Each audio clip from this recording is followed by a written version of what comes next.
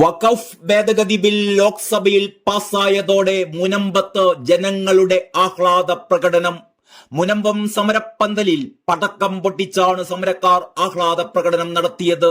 പ്രധാനമന്ത്രിക്കും കേന്ദ്ര സർക്കാരിനുമൊപ്പം ബിജെപിക്കും മുനമ്പം നിവാസികൾ അനുകൂല മുദ്രാവാക്യം മുഴക്കി.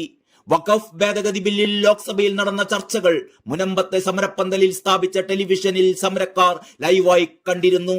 ബിജെപി സർക്കാർ അനുകൂല നിലപാടാണ് സ്വീകരിച്ചത് എന്ന് സമരത്തിന്റെ ഭാഗമായവരിൽ ഒരാൾ പറഞ്ഞു. കേന്ദ്ര സർക്കാരിനും ബിജെപിക്കും നന്ദി പറയുകയാണ്. തങ്ങളെ ചതിക്കാൻ നോക്കിയവർക്ക് തിരിച്ചടിയാണ് ലോക്സഭയിലെ നടപടികൾ. വഖഫ് ബോർഡ് ഇനിയും പഠിക്കാനിരിക്കുന്നതേയുള്ളൂ. തങ്ങൾക്കാകെയുണ്ടായിരുന്ന പ്രതീക്ഷ കേന്ദ്ര സർക്കാരിന്റെ ഈ ഭേദഗതി ബില്ലായിരുന്നു. ഡൽഹിയിൽ നിന്ന് തിരിച്ചു വരുന്ന എംപിമാർക്കായി ഒരു സാധനം കരുതി വച്ചിട്ടുണ്ട്. രാഷ്ട്രീയമായി പ്രതികരിച്ചിരിക്കും.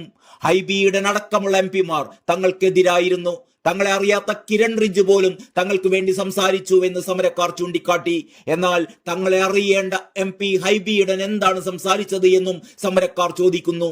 പുതിയ നിയമം പാസ്സാകുന്നതോടെ മുനമ്പത്തെ താമസക്കാർക്ക് അവരുടെ ഭൂമി തിരികെ ലഭിക്കുമെന്നാണ് ബിൽ അവതരിപ്പിച്ചുകൊണ്ട് കേന്ദ്ര ന്യൂനപക്ഷകാര്യമന്ത്രി കിരൺ റിജ്ജു പ്രസ്താവിച്ചത്. ഇന്ത്യൻ ജനാധിപത്യത്തിന്റെ വിജയമാണിത്. മുനമ്പം വിജയിച്ചു എന്ന് പറഞ്ഞാൽ ഇന്ത്യ വിജയിച്ചു എന്നാണെന്നും മുനമ്പംകാർ പറയുന്നു. മുസ്ലിങ്ങളുടെ മതകാര്യങ്ങളിലേക്കുള്ള കടന്നുകയറ്റമല്ല എന്നും സ്വത്ത് കൈകാര്യം ചെയ്യുന്നതിൽ മാത്രമാണ് ഇടപെടുന്നത് എന്നും കിരൺ റിജ്ജു പറഞ്ഞു. ഈ ബിൽ വന്നില്ലായിരുന്നുവെങ്കിൽ പാർലമെന്റ് സമുച്ചയത്തിന് മേൽ വരെ വഖഫ് അവകാശവാദം ഉന്നയിക്കുമായിരുന്നു എന്നും മന്ത്രി പറഞ്ഞു.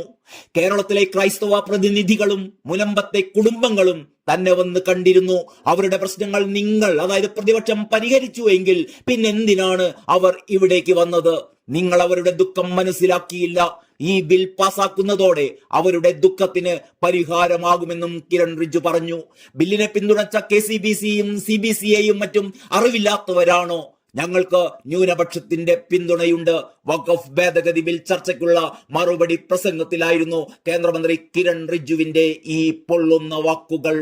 കേരളത്തിൽ നിന്നുള്ള ഒരംഗമൊഴികെ എല്ലാവരും ബില്ലിനെ എതിർത്ത് വോട്ട് ചെയ്തു എന്നാണ് റിപ്പോർട്ട്. സുരേഷ് ഗോപി മാത്രമാണ് ബില്ലിനെ അനുകൂലിച്ച് വോട്ട് ചെയ്തത്.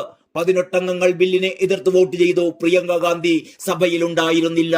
പ്രതിപക്ഷ അംഗങ്ങൾ അവതരിപ്പിച്ച ഭേദഗതികൾ വോട്ടിനിട്ട് തള്ളുകയും ചെയ്തിരുന്നു. KC Venugopal, ET Muhammad Basheer, K Radhakrishnan, NK Premachandran എന്നിവരുടെ നിർദ്ദേശങ്ങളും വോട്ടിനിട്ട് തള്ളി. 8 മണിക്കൂറാണ് ചർച്ച നിശ്ചയിച്ചിരുന്നത്. എന്നാൽ ഉച്ചക്ക് 12:06 ആരംഭിച്ച ചർച്ച പുലർച്ചെ 1:56 വരെ നീണ്ടു. ഇന്ന് രാജ്യസഭയിലും അവതരിപ്പിക്കുന്ന ബിൽ അവിടെയും പാസ്സായാൽ വഖഫ് ഭേദഗതി ബിൽ നിയമമാകും.